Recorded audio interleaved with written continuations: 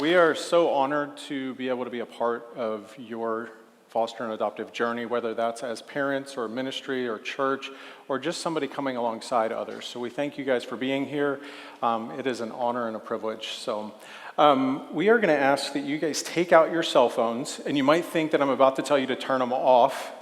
While that may be a good idea and you may want to do that, that's not what it is. So what we're going to do, we want to know a little bit about who's in this room, why you're here, but not just for us, so that you can actually look around the room and see. So there's a poll up here, and what's going to happen is as you guys start entering in the responses, we're going to start seeing a pattern of who is actually in this room, who's online right now. Go ahead and, if you can, enter those in, and we'll start to see those patterns show up here. But as Sean said, my name's Steve Cohen. This is Shelby. I'm supposed to tell you she is my daughter, not my wife. So I may say that 3 or 4 times today.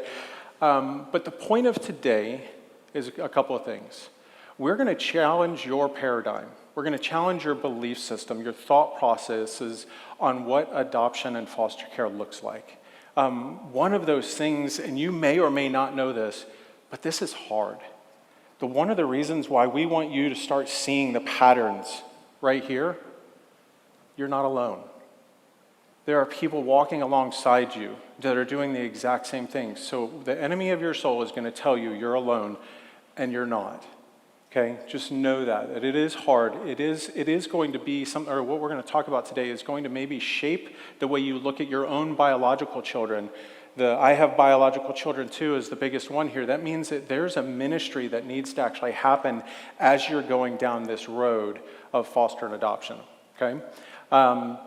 We need to look at how they're being affected by the entire process. So those are some of the initiatives there. My name is, like I said, Steve Cohen. Where Now Found came from. I was a hate-filled atheistic antichrist for 21 years. I used to find my passion and joy in debating Christians, ripping their faith apart and making them cry. In 2002, I had a radical encounter with the Lord, and I fell in love with the God that I thought I hated. He met me in a church a couple weeks later, and he downloaded this statement on my heart. He said, "Steve, I love that you're now found, but I need you to never forget you were once lost. Remember how you were treated, how you treated others. Remember what it felt like, what it looked like, how other people encountered you." And then he gave me this heart. And he said, "Steve, if I got you," the guy that was literally at a Manson concert just 3 months prior, screaming, "I hate God" at the top of my lungs in a mosh pit, and the mosh pit parted around me. He said, "If I found you, there's not a single person in this world that's ever too lost to be found." Now, how in the world does that actually come alongside the Chosen Conference? This isn't just about your foster kids. This isn't just about your adoptive kids. This isn't just about your biological kids. This is about the caseworkers, the CASA workers, the lawyers, the judges, everyone involved, your church. We need to take this paradigm and understanding that we have and smash it to smithereens and go, "God, what do you say about your kids?" Again, not just the foster and adoptive kids, but looking for opportunities for ministry in that. And that's what Now Found is all about. So that's a little bit about me. Again, not my wife, Shelby. Hi, I'm Shelby, his daughter, as he has said. Good job. I am 15 years old, and I am the author of Equally Treasured, which is why we are here today. So God kind of dropped this on my heart one night, late at night, which has been a common trend in our family. This is one of 4 books. We have a 4-book series, all about foster care or foster through hard places or private adoption. And I really felt a burden to write something or say something, just express how original siblings feel. So I am one of 2 biological siblings, and I have a little sister who we adopted through private adoption. I've also been a part of fostering 5 other kids that we brought into our home. One was kind of a respite kidship placement, and the others were through foster care or a matched adoption situation that just didn't end up working out. But this book is mainly focusing on kind of my feelings and my perspective, and a lot of other perspectives and feelings that other original siblings can have. The ups and downs, the excitement from having the kids in or come into our home, the idea of having kids, and then being in the moment, and the hurt and the pain and the loneliness and all of the different feelings I've put into this book. And God just downloaded this onto my heart and put it into a story that we eventually illustrated and published. So, yeah. Yeah, as Shelby said, we have 2 biological. We've had 6 additional kiddos come into our house. 5 of those kiddos are not in our house anymore. We know it's hard. We know the heartache that actually happens when that happens. It's difficult. The first foster placement we had, we went in it with the heart for reunification, which if you haven't heard that word yet, you're probably going to hear that a lot at a foster and adoptive conference. The heart of saying, we want reunification, we want restoration. God, heal that family and let me be a temporary placeholder. So that's how we walked into foster care, the foster care situation. Our first parental meeting with our foster daughter had a line around the building of her family members and friends. So we knew, while we were open for adoption, this was going to be just a temporary place, and we got to pray for them and pray over her, and that restoration would happen and healing. So our second one, like she said, it was kind of a unique situation. I met a 13-year-old girl on a missions trip to Panama City in the Kuna Islands, which is a really small place, and God highlighted this girl that I didn't know would end up coming and staying with us a few years later. And we just got to be a place for rest. So no, if you're here just going, I don't know why I'm here, I'm not in the place to foster or adopt, maybe that's something that God is going to allow you to do, is just give a foster parent rest. And that's called respite. So look for that as an opportunity to serve and love on. If you're building ministries, respite is a huge way of actually doing that. But our third one, I'm going to say from a parent, this was one of the hardest ones. We came into this, there's a 10-year gap between Shelby and our youngest, Michaela. My wife and I, on our first date in our courtship, the first official day, we were talking about how big our family was going to be, and we were talking about foster care and adoption. That might be weird to some people, but we knew that was going to be a part of our family. And here we are with this 10-year gap between our daughters, and we knew that God called us to adopt a sibling group. And we found a group. We just fell in love with them. We went online. If you don't know what matched adoption is, in the state of Texas, if the parental rights are terminated, they are placed into a different category that then puts them in a different process to get to know the kids, to learn about them, then give them a voice in who they actually have their forever home with. So we were supposed to go through this entire process, and almost none of it happened. They came into our house as a foster placement, and 30 days later, they were gone. That hurts. A dream of that family being completed, our family being completed, crushed, gone. We know this is hard. This isn't a downer conference, right? I'm just being real with you guys in this aspect. And what happened, though, is we look back at it and we said, God, why? Why did you bring them in our household? And what we saw were those 3 kids actually had incredible healing happen while they were in our house. And then God gave us healing later on. He came to me as I'm driving. I'm having those woe me moments. Why, God? Why didn't you actually let us have this? How could you let them leave our house? And he asked me a real quick question. He said, Steve, if I didn't give you any more than the 3 I've already given you, would that not be enough?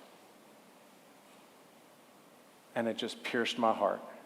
And it made me realize, this is part of this takeaway of Equally Treasured, is I wasn't necessarily paying attention to them enough. I had let my attention actually go off and let God fulfill my family, finish my family, right?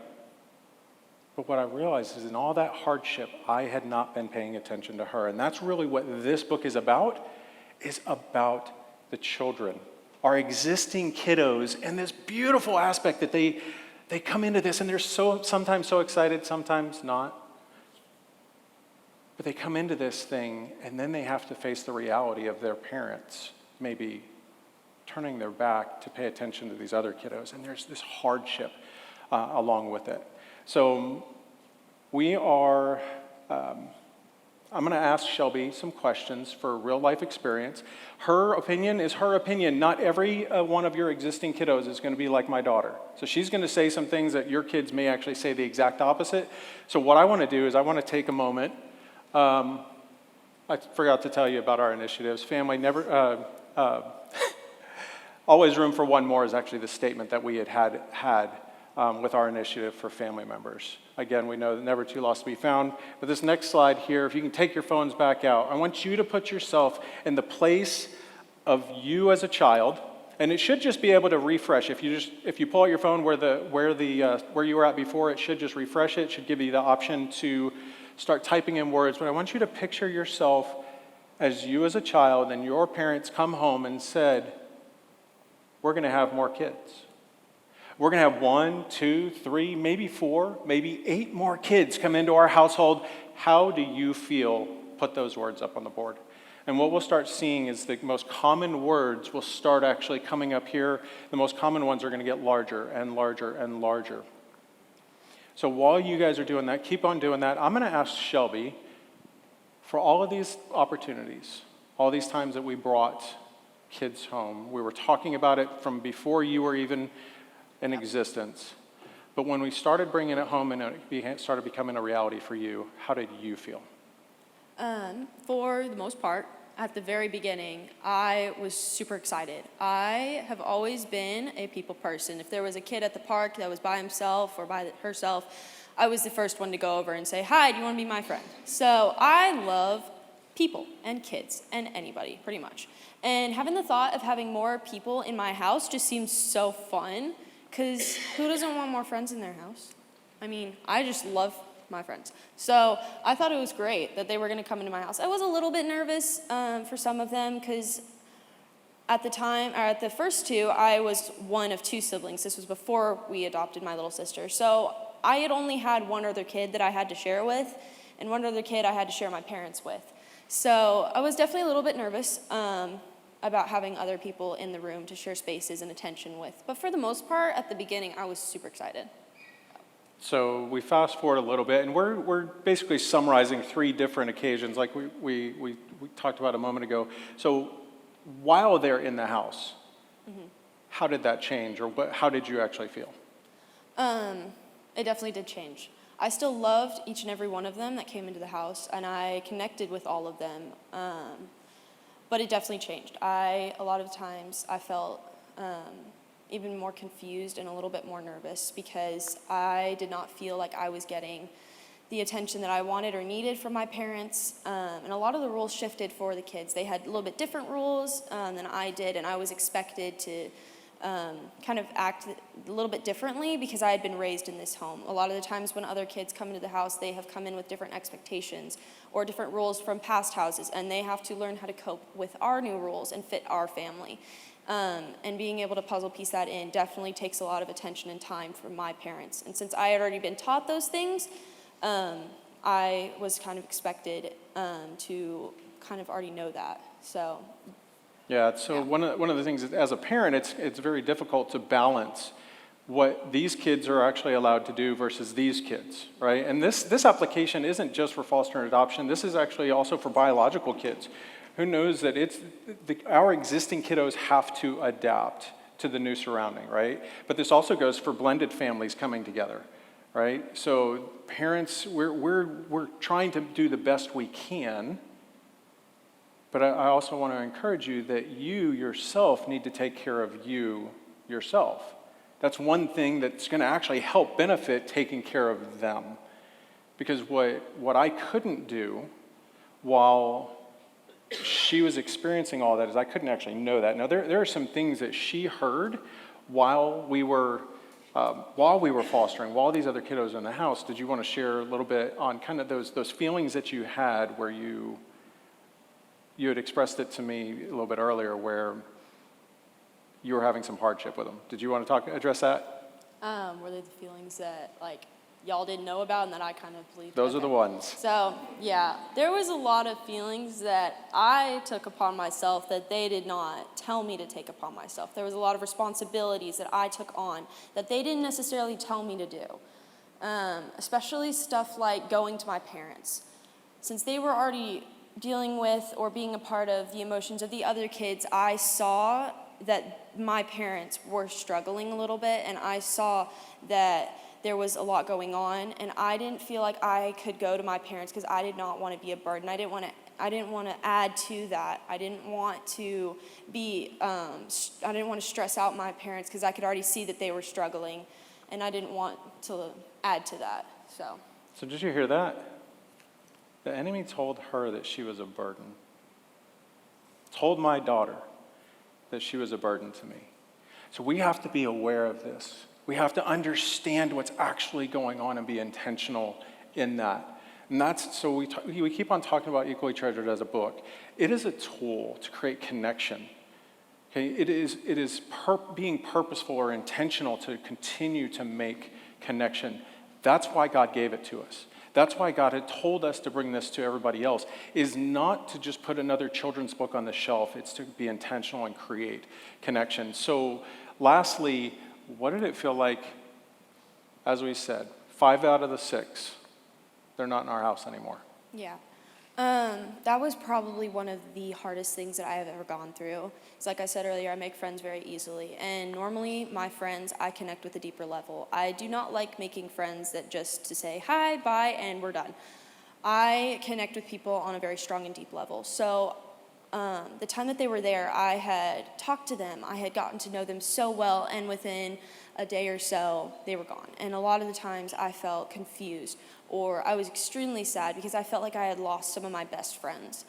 There was a little bit of relief there because I finally had my parents back, but at the same time, sometimes I didn't want my parents back because I had gotten, well, not in that way, I still love y'all, okay, I do love you guys, but I didn't want that attention back because I had gotten used to taking care of myself, and I felt independent and I felt grown up, but I wasn't. I was 13 for our last one, and I was not grown up, and I still needed my parents, and a lot of times it was very hard to adjust back to normal life. But yeah, for the most part, it was very difficult to deal with. So do you guys see the words up on the board? How many of those are positive? I like the what, because that's how I felt. Like Yeah, the what? Yeah, that's how I felt. Right? So there are a couple that are positive. How many of them aren't? Okay? We need to understand that we're going to have both. We have to be purposeful in doing that and know that if these are up on the board here, they're actually happening in your house with your existing kiddos. Okay? That's why we wanted to actually put this up here. So the 4 books that we have, we're going to kind of run through these really quick, but one of the initiatives are family initiatives. All of our books actually occur in a land called Fambly, which is Jamaican for family. Our youngest is half Jamaican, so we thought that was a fun way of actually doing it. But our initiative is that we're to resource havens of hope for children from hard places, the underserved. You're going to see that. And these are simply tools. It all started with Where Your Beginning Began, appropriately titled, but that's not what it was for. Where Your Beginning Began is actually in God's hand. And that book talks about identity. It talks about where our kids come from. It's specifically talking about private adoption, but it honors the birth parents' decision, birth parents, not just the birth mom, the birth parents' decision many times to choose life, but the difficult decision to choose a different location or a different family to raise them. Loved as you are, we like to joke around a little bit, but in all sincerity, it was born out of a place of jealousy. I was jealous that my wife got a really cool children's book and I didn't. So about a year later, I'm laying down in bed. Now, all of these actually happened when we were going to sleep, like Shelby said. I'm laying down in bed. I roll over and God goes, "You want your poem?" I said, "Yes, I do." I pulled out my phone and my wife is sitting there going, "Shut your phone off." And I'm like, "I'm getting my poem." And she knew exactly what it was. So, and it really talks about adoption through hard places. This is kinship. This is foster care. Talks about trauma and tragedy and hard things. And the title is all about the fact that we know that our kids are going through stuff and we don't need them to perform. They're loved as they are. However long forever, that one came from a burden that we had these 2 books that talked about permanency. And I'm like, God, what about the almost 500,000 kiddos that are sitting in the United States without a forever home? And about 6 months later, he said, Steve, you want another one?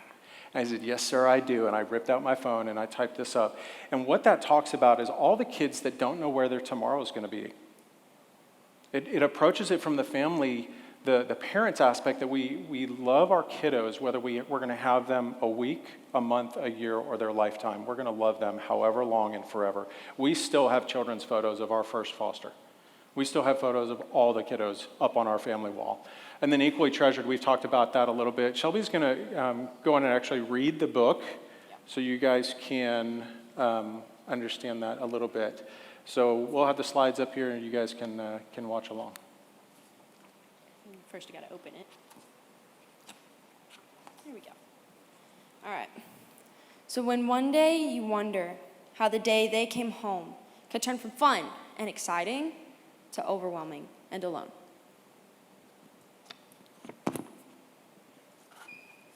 You remember the thought that all would be perfect, but later wondered if the struggle was worth it.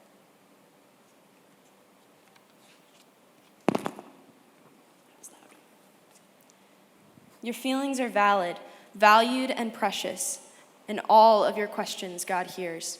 No matter the reason, He catches each of your tears. While we may not look alike, and we may have different blood, as family and siblings, God calls us to love. Deep in your heart, you know you love them, but feeling replaced and wounded was like nothing you fathomed.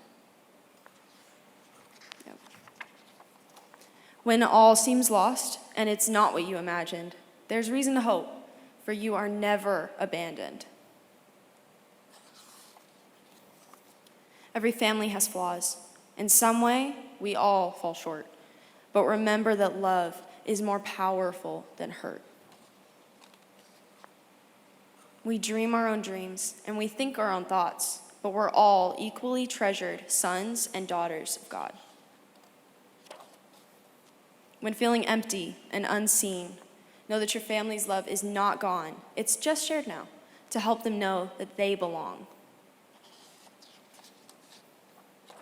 So when one day you wonder how there can be healing, know that the love and trust you build is worth every feeling.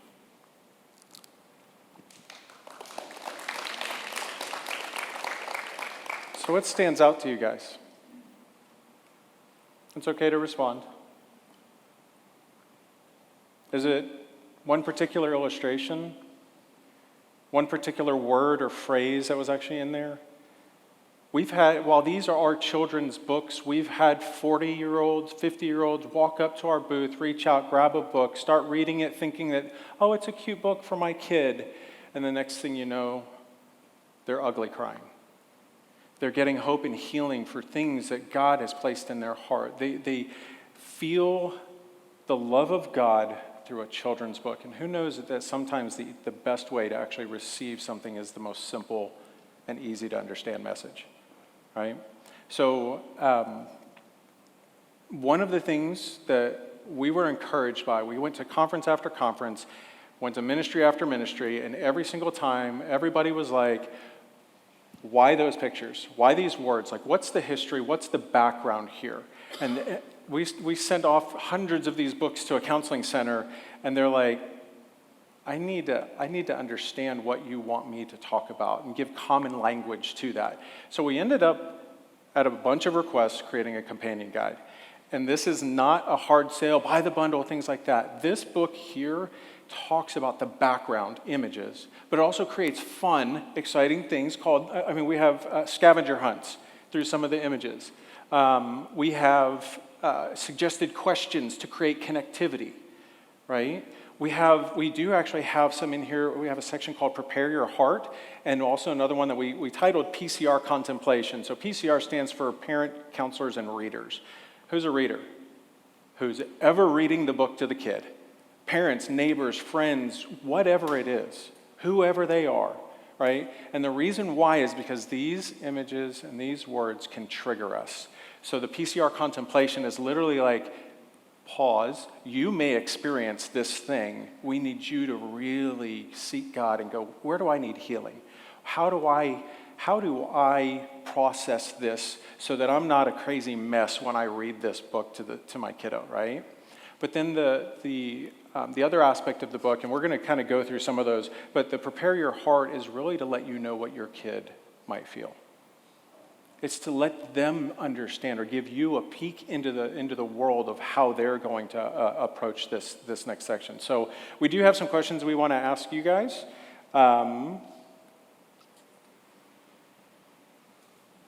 Does anybody remember a scene where there were banana peels? You didn't know there was going to be a quiz, did you? I'm going to give you the picture again, but I want you to do this. Pull up your phones again, because you'll have access to it. And I'm going to show you the picture, and I want you guys to look at it. Is it 2, or is it 6, 2, 4, 7, or 8? All right, we got people that are bold. Yeah. So here is the picture that we're talking about. How many banana peels do you guys see? Now, I want every one of you to stop and pay attention to what every one of you is doing. You are so involved in this book right now, in this image, and that's what we want our kids to do. We want to create this opportunity. While yes, it's a great thing to get the answer right, it's more about giving this opportunity for us to connect, for us to engage with it, and we can go, I think there's 2, I think there's 4, I think there's 7, whatever it actually is. So which one is it? Everybody yell it out loud, and we're going to go back and see. I want to see if I can go back to that. Ooh, a third of us actually got it right. There are 6. One of them, here's a little background for you, and this is in the companion guide. Why do we have the 6th banana peel? Explain where it is first. So, where it is. You might think that the tongue on the picture in the monkey could just be a tongue, but it is actually a banana peel inside his mouth. And the backstory on this is me and my brother, when I was about, 5, I was little. He and I used to put orange peels in our mouth because we wanted to see what it would look like if we had orange teeth. Or if we were brave and we went to a Mexican restaurant or something, we would get limes and lemons and just eat them and put them as our teeth and take pictures because it was funny. So why do you need to know that about our family? It simply gives you an opportunity to do the same thing. Be silly, have fun, connect with your kids in ways that they want to connect in. Know that that's going to be vital and important in this whole process as they deal with some of the hardest things that they could possibly go through as a child. As they're adapting their world, as their parents are so often, if you actually look, I believe we have this one here. Yeah. What do you think Monty's feeling in this moment? Well, Monty is the monkey on the right. He is the child. What do you think he's feeling? Because right now he is pulling on his mom's tail. And his face is kind of silly, but what do you think he's feeling? And I don't have a slide for this one, so if you guys want to yell out some words, what do you think Monty's feeling right now? Replaced and wounded, sad, ignored, maybe a little confused. What am I doing? Well, he's pulling on mom's tail. Any moms in here ever had their kid pulling on your arm, pulling at your shirt, pulling at anything, pulling at your hair, and it is not the most pleasant thing. This is what actually happened. I had kids, they're pulling on my hair. So, I have no idea. On your beard, not your Yes, beard. she actually pulls on my beard. Somehow that's actually still there. But our kids don't know how to handle it. So often they are going to act out, and we can look at that as bad behavior, or we can go to the root and go, what's going on, sweetheart? What are you dealing with? Let's process through this. How are you feeling, right? And I'm not a counselor, okay? I was going to say I stayed at a Holiday Inn, but just know that they're working through things, and my suggestion is for you to find somebody to help walk you through those emotions. While this is a great tool, this is not the only tool, and there are going to be situations. My wife is going to be teaching how to equip interracial families later on. And one of the things she talks about in there is sometimes there is actually needs for medication. Not all the time, though. And there's this way that we have to actually get to know our kids, both our existing kids and the kids that are coming in the house. So she touches on that a whole lot more. Next one. And this is actually a question for you. Yes. In this slide, we wanted to ask what makes you feel lonely? What's something that makes you feel like you are unseen or just feeling lonesome? So think about that. What are the things that make you lonely? Because so often we can stand in a crowd like this is right here and not feel seen, right? So the lion here, you may actually be wondering, why in the world do we have a lion sitting on the cliff with a monkey? This seems like that might not be a great situation for the monkey, right? So the glow on it was actually a really cool thing. We had an illustrator that showed us that, and that is symbolic of the Lion of Judah. That Jesus is with us every single where we go, right? What's weird was trying to actually put a lion underwater for our However Long Forever, which is a sea life book. So can anybody guess what we put in that one for Jesus? The sea lion of Judah, absolutely. So in here, what we need to understand is that even in all of the crazy, the fun, the things that we may be doing, the events and all this other stuff, that your kids may still feel isolated. Be very attentive to that. Again, this is not easy. This is not a happy-go-lucky, everything is perfect experience. This is family. Who knows that our biological, so one of the, and this, we'll actually talk about this a little bit more in the However Long Forever class, but one of the most common answers that we get to why people are not unwilling to go into the adventure of foster care is, I can't have my heart ripped out. Steve, you just told me all the reasons why I can't do it. You have 5 out of 6 kiddos that aren't in your house. This is the reason why I can't do this. I have no guarantee that she would stay in my house, and she's my biological. I have no guarantee that she's not going to hurt me. So why do I actually think that some other child, right, who's gone through trauma somehow needs to be perfect? I need to love them too. I need to make the choice to do that. So know that this is kind of the heart. Those are some of the other summaries on what we're going to be teaching in some of the other classes. Again, that one is However Long Forever. We are going to teach this class again. So if you have somebody in your group or whatnot, we're going to teach this later on this afternoon. Check your schedules there. I think that was actually our last slide. It is. So what we wanted to do is we're going to open it up for questions. We have about 6 minutes left. Honest, raw, real questions. I can't guarantee you that I'm going to have the perfect answer for it. It may not actually sound right. It may actually rub you the wrong way. But I'd love to hear some questions for you. Anybody?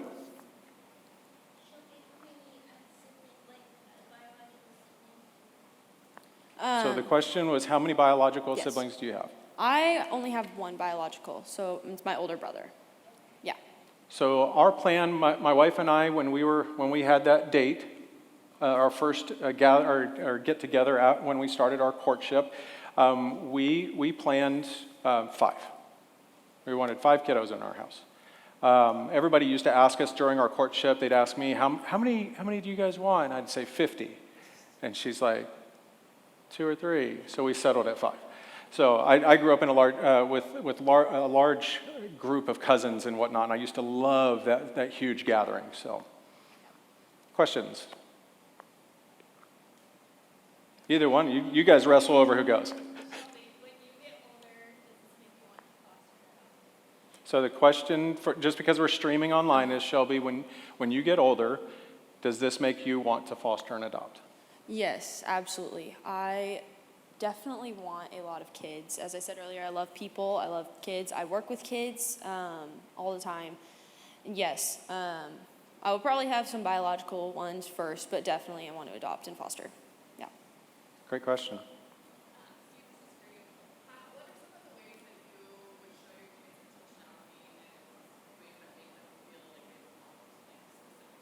Great question. So as a parent, what are the ways that we show just our existing kiddos, and we're to be intentional with them and create those relationships? One of the things that we try to do as often as possible is have daddy-daughter, mother-daughter dates. And that was one of the things that actually disappeared during one of the 30 days. It was so intense. And I look back at that, and it kills me that I allowed myself to lose sight of those special moments. And a daddy-daughter date doesn't actually have to be a big gala or something where you go spend millions of dollars. It can literally be walking around a neighborhood or going play soccer or whatever it is.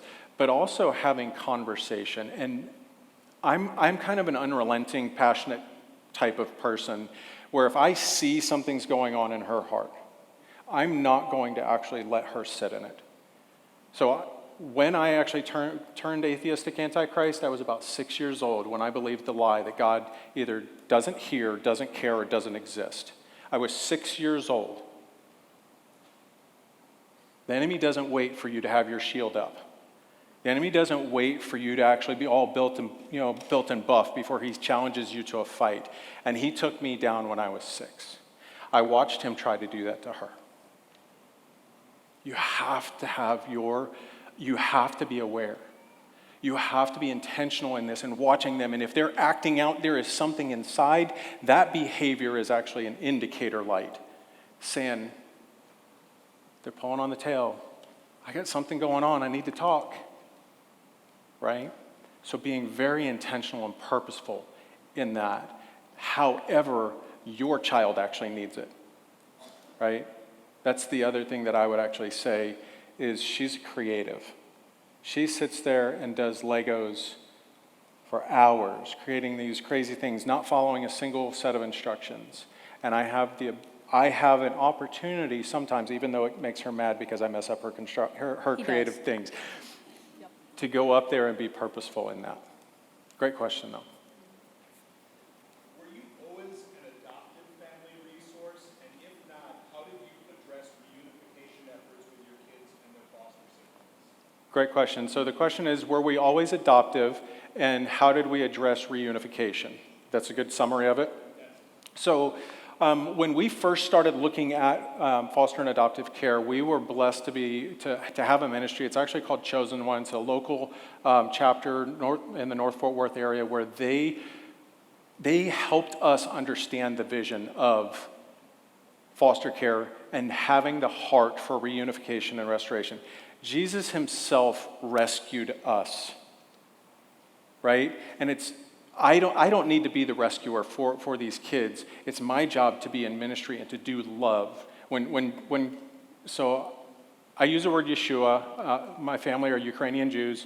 So when Yeshua was asked the most important commandment, his response was, love the Father, right? Love God with all your heart, mind, soul, spirit, everything inside of you, and love your neighbor as yourself. How can I ever say that I'm loving the birth parents, the birth family, if my heart isn't for them, right? That's the heart of how we actually help portray that to the kiddos is, hey guys, how would you feel if you were ripped from us? And would you want to come back even if I was messed up? Follow-up question, Shelby, how did you understand that messaging? How did that fit into your Sorry, my brain is. So the question was, Yeah. how did she handle reunification, or the heart message of we're hoping for reunification? Yeah, how did you frame that, understanding that's the mission? I think you said well. Yeah. As a child. With the parents or with the kids? What do you mean by reunification? I forgot. Us reunifying our foster children with them. Now, granted, one was specific, or we had one that was just straight up foster, and then the second was matched adoption. The one that when we had our first foster, she was 4 years old. Yeah. So the understanding some of that may be a little bit of a challenge. Yeah. One last question, and then we need to start wrapping everything up. But go ahead. Shelby, you said you want to be a foster parent. What are some things, but you wanted to be a foster parent after you had biological children. What are some things you think you will do to make sure your biological children still feel your love and not that replacement for this feeling? So question is, Shelby, you wanted to be a parent, you want to be a parent, you had expressed that you wanted biological first and then to move into foster and adoptive. Yes, so that could either be foster or adoption. It's just whatever God calls me to do when I'm older. How I would probably approach my biological kids is I'm going to first accept the fact that I'm going to fail because I'm human, just like all of you, or my parents. I'm going to fail, and I'm not going to do it right. The main thing I would probably do is definitely try my best to keep my heart aligned with God's, and I want to constantly go to Him, and I want to have friends or, I don't know, counselors or someone to go to help me identify my kids. And I also want to try to spend time with them first, and as my biological kids are growing up, I want to affirm the fact that I love them no matter what, and that they are my kids, and I'm going to love them forever. Whether they mess up, whether I mess up, I'm going to love them, and I'm going to try to express that as best as I can to my kids, either whether adoption, biological, or foster. Right now, I don't really know because I'm not a parent, so I have absolutely no experience being a parent. I just have experience being a sibling. So trying to definitely remember what I went through if I end up fostering adoption or adopting, and remembering the feelings that I felt and trying to sympathize with my kids as well. Sean, do we have time for one more?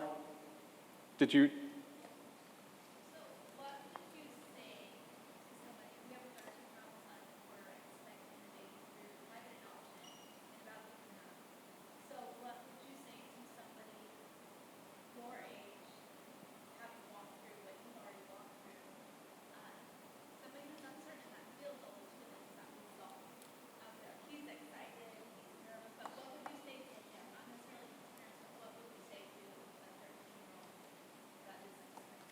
So the question is, what would Shelby say to another teen, not necessarily just a 13-year-old, but another teen or another child that's old enough to understand this as you're bringing another child into, and congratulations, that's awesome. Yeah. What I would tell them is probably just feel the feelings. Be okay with crying. Be okay with feeling hurt. Like, it is okay to feel hurt. Me personally, I have 7 journals. I love to journal, and I would tell them to journal. I don't know if he likes journaling or if it's a thing. I would just do it, because what helps me is I look back at my feelings, and what can help with your question earlier is I can go back and read those and sympathize with my kids. And try talking to other people. Like, tell him to talk to you, and if he's not comfortable talking to you, talk to a counselor or talk to somebody older or a friend or something. He needs to be able to talk. Bottling up those emotions are not good. They cause a lot of different things that can end up being really harmful later on in life. And being excited is okay. Having another sibling in the room or in the house is really fun. I loved holding my little sister. I was the youngest for about 10 years, and I wanted a little sister. I wanted to hold a kid. I wanted that feeling of having somebody younger. So being excited or nervous or scared are totally normal and okay to feel. So, I don't know. That's probably what I would tell them. So what I go back to, there's actually a stanza in here that just hits home for me every single time if I hear when I hear that question. It says, your feelings are valid, Yeah. valued, and precious. Yep. And all of your questions, God hears. Mm-hmm. Know that no matter the reason, He catches each of your tears.